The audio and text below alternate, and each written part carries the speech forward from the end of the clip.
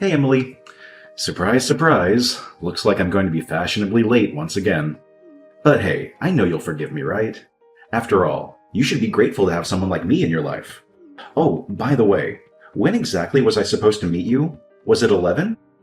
Well, I hope not, because it's gonna be at least another hour before I even bother leaving my cozy little palace. So yeah, don't hold your breath, sweetheart. Wow, seriously? That's the first thing you decide to say to me? Don't you think there's something a bit more important you should be dealing with in a situation like this? Nah, sorry. I got nothing. What? Remember we were supposed to meet at 11 a.m.? I've been sitting here like a patient saint for over 30 minutes waiting for you. You weren't even bothering to reply to any of my messages. I was genuinely getting worried about you. So what? What do you mean, so what? Shouldn't you at least apologize to me? What for? Excuse me? We had plans to indulge in some delicious cakes and catch a movie together. Don't you think you should apologize to me for making me come all this way to the cake shop just to wait around like some lost puppy? Not really, no. So, let me get this straight.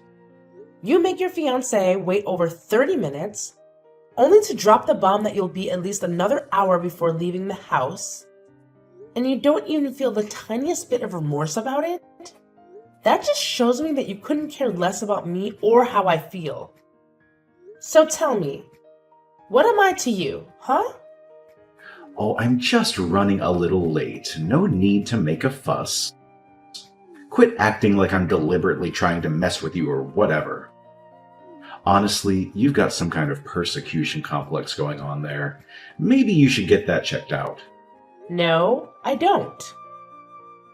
Any normal person would be ticked off if they had to wait nearly 2 hours for someone. If you can't grasp how I'm feeling at this moment, it's pretty clear you couldn't care less about me, right? Hey, don't you dare compare me to some normal person. Our relationship is way more complex, which means you have no right to whine when I pull stunts like this. How many times do I have to drill it into your head? Stop getting all worked up over every little mistake I make. It's your duty to forgive me. Got it? Don't you dare forget that. Again with this. I agreed to marry you, didn't I? But I'm not going to do it if your attitude stays like this. Remember how I graciously agreed to meet your mind-numbingly dull family before we get married? I'll be stuck at your parents' place, dying of boredom for a whole day, just counting down the minutes until I can escape. So you're gonna wait a couple of hours for me, okay?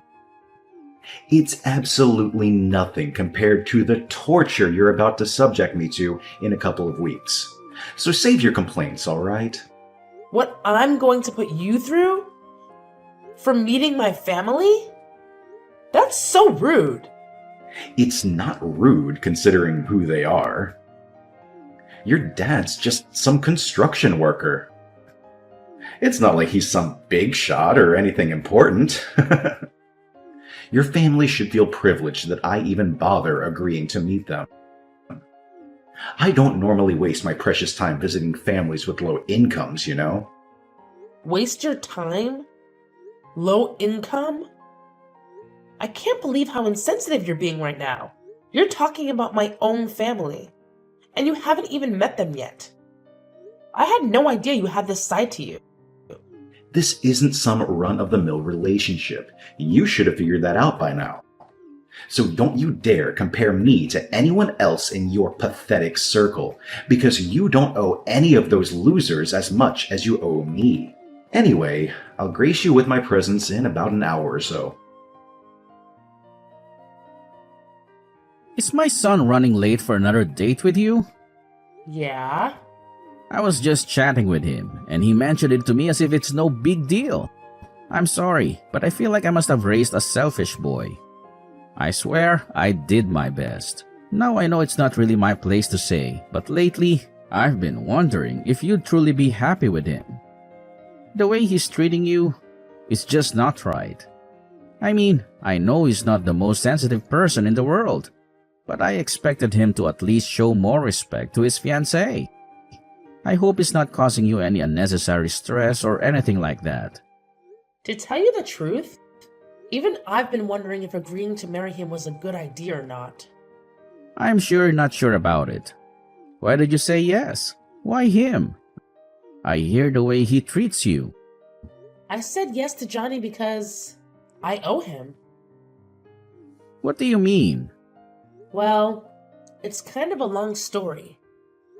Back in high school, I wasn't exactly Miss Popular.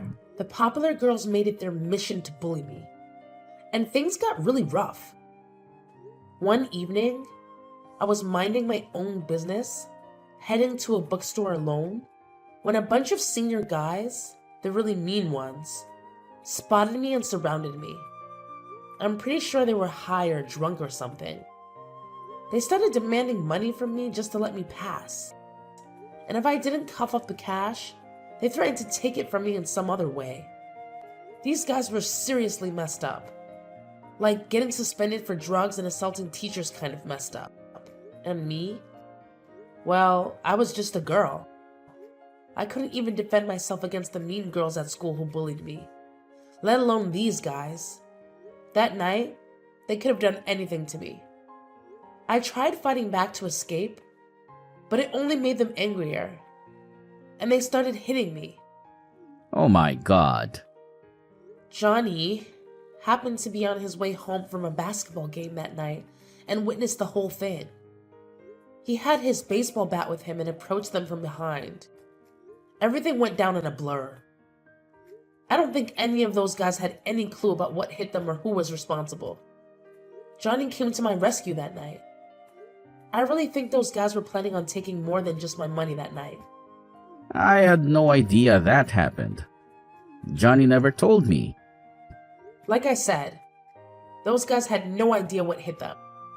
Rumors spread around school that they got seriously messed up, but nobody knew the full story. Little did anyone know that Johnny was the one behind it all. It's like everyone thought I had some secret ninja skills or something because nobody dared to mess with me at school after that incident. Johnny didn't just save me that night. He completely transformed my school life. No more teasing or bullying. If Johnny hadn't been there, things could have turned out way worse. I owe Johnny big time. Maybe even my life. I see. Johnny was a pretty wild kid himself. It doesn't surprise me that he jumped into a fight, coming up behind some guys when he had a bat. Well, if he did it to save someone, I can't really complain. Back in the day, I didn't even know Johnny. He's a few years older than me and didn't go to my high school. After that crazy night, I was too shaken up to say much to him. And we never crossed paths again. Well, not until years later, after I finished college.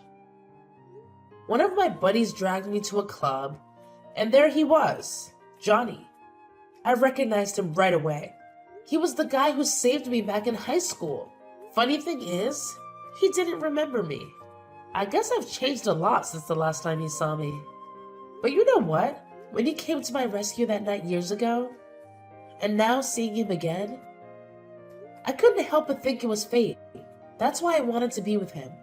I had no idea about any of this. And I had no idea you felt that way about my son. But lately, I've been having doubts about being with Johnny. There are times when I feel like he's using me or not reciprocating my feelings. Whenever he does something that ticks me off, if I dare speak up, he throws that knife in my face. It's like he expects me to forgive every single thing he does just because of what he did for me that one time. I'm really sorry, Emily. I had no idea that my son helped you like that back then, and I had no clue he was using it against you all this time in your relationship. You see, I had a tough life, and I didn't want my son to experience the same hardships. So I've been lenient with him and given him everything he wanted. I never realized it would turn him into someone who uses a single good deed as an excuse to get away with all the bad things he does to others. Yeah. He doesn't seem to care about your feelings at all. He's using what he did years ago as an excuse to treat you like garbage and get away with it. He only cares about himself. God, he's just like I was when I was his age. I should have seen this earlier. I guess I was hoping he'd change like I did. You used to be like that? What made you change? I messed up really bad at work, but the owner of one of my clients' firms helped me. What do you mean you messed up? I did something really stupid, and nobody was ready to cover for me. I thought my life was done for. But you won't believe what went down. The client I tried to pull a fast one on, the boss of his company, reached out to me. He said he'd forget the whole mess if I promised to never pull a stunt like that again.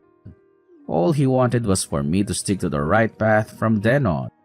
So I made a deal. That's all it took? Isn't it weird how things work out? I could have easily lied to that guy, saying I'd changed without actually doing a thing. Most folks would laugh it off, feeling lucky they dodged a bullet and continue being their old selves. But something shifted in me. I couldn't figure out why he helped me without gaining anything in return. See, I used to think successful business people had to be ruthless, no exceptions. But this dude showed me that you can be kind and still make it big. So I decided to give it a shot. I started building more business connections, making friends along the way. Before long, I had my own company up and running, and it's doing well. It may not be as massive as his, but it's big enough that I can provide Johnny with everything he desires, and money isn't an issue for me. So that's how you got your company off the ground? It was the experience that changed me. I was kind of hoping that it would be Johnny's marriage that changed him. Maybe when he gets to meet your family and realizes how nice they are. I don't know. I just hope he starts being nicer to you. You deserve it, and he shouldn't be treating you like this. I'll tell you what. Give Johnny another chance. See how it goes when he meets your family. And I'll give him one more chance to change too. It pains me to see how insensitive he's being to you. If he messes up again, I don't think I'll be able to forgive him. And don't think for a second that you have to either, okay? Okay. Maybe when he meets my family and sees where I come from, something will click in him. I'll give him another chance to turn things around. I still believe it was fate that brought us together. Thanks, Mr. Brandon. I'll let you know how it goes. Where are you? We should have been there by now. What the heck are you doing? Give me a break. I just woke up. You what? I went out drinking with some friends last night, and I got home really late. I had the worst hangover this morning, and I was hoping I could sleep it off. I went back to bed, and, well, let's just say your annoying texts woke me up again. I can't believe you. You knew we were going to meet my family today. Why did you go out drinking last night? That was today? I totally forgot. For some reason, I was thinking that was next week. We were supposed to be there for 1 o'clock lunch. Whatever, we can still go today. Just give me a couple of hours to get ready. I'll swing by and pick you up. Tell your parents we'll be there for dinner instead. I won't be doing that. And by the way, your dad wants to talk to you. Huh? I already called my parents and said we weren't coming. Then I called your dad. He couldn't believe you did it to me again. What are you talking about? You called my dad? Just stop. I'm too hungover for any of your jokes. I'm not joking. Are you saying that we're going to my dad's house instead? My head is still pounding. I'm too hungover for this right now. Look, I don't know what you've been talking about, but whatever. Whoever's house we're supposed to be going to today, just give me a couple of hours. and tell whoever it is that we'll be there for dinner instead of lunch. And if you promise not to bug me about this on the way to wherever we're going today, I'll give you $1,000. How does that sound? Like I said, I'm too hungover. I didn't want to deal with your nagging today. What? If I give you a bunch of money, you'll shut up, right? If we're going to your parents' house today, give it to them so they'll shut up about me being late. They're poor, they need it. And I'm in no shape to hear anyone complaining today. It's a win-win. How dare you?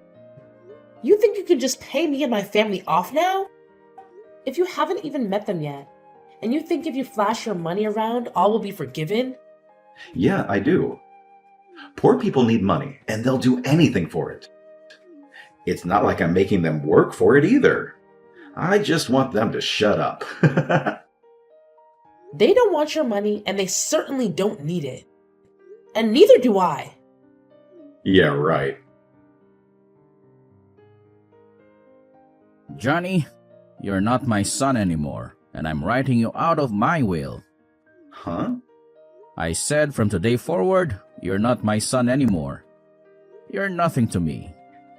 Dad, what's going on? Are you drunk or something? Did I do something? If I did, I'll just apologize. So don't get so bent out of shape. Have you heard the phrase, you reap what you sow? What? Not only did you insult Emily's family by not going there today, you insulted her and her family by trying to pay them to shut up. I didn't raise my son to act like that. I'll never forgive you for how you've been treating Emily and now her family too. You're a disgrace to my family name. What are you talking about? You're supposed to be marrying their daughter, yet you don't have the decency to even go meet them. I thought I raised you better than this. Oh, who cares? Her parents are low-class citizens. Her dad's a blue-collar worker. They don't have any money. They should be coming here to see me, not me wasting my time going there.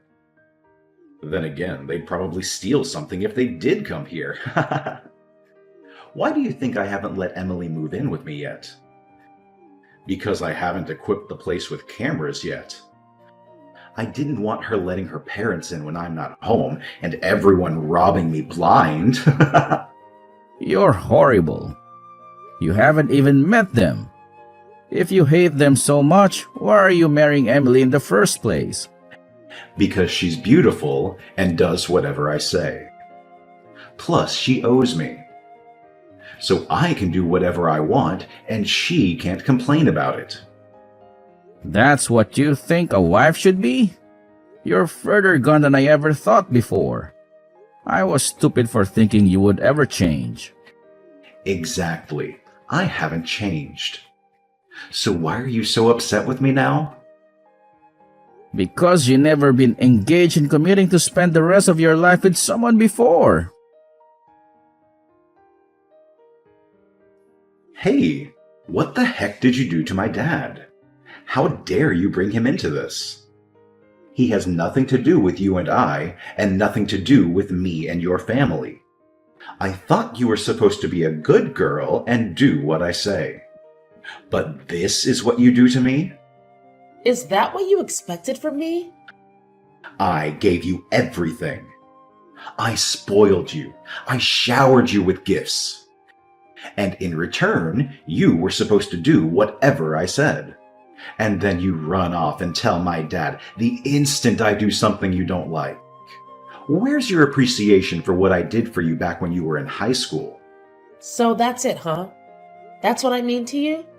I finally understand. What are you talking about? Don't answer that. I don't even care. We're through. I'm not marrying you. You can forget about it. You were supposed to be the perfect wife who would do whatever I said. But I see that's not going to be the case. So just forget about it. Just as I thought. You never cared about me. You wanted a slave, not a wife. Oh, shut up. You were only after my money anyway. But too bad you're not getting it. Ha ha ha! You could have had it all, or at least half. But now you're not getting nothing, not even a cent. Yeah, whatever. So it's all about your money, huh? Or should I say, your dad's money? Let's face it. He's the real boss of that company, not you. You're just lucky he's giving you a job there. I mean, seriously, who else would want to hire someone as clueless and lazy as you?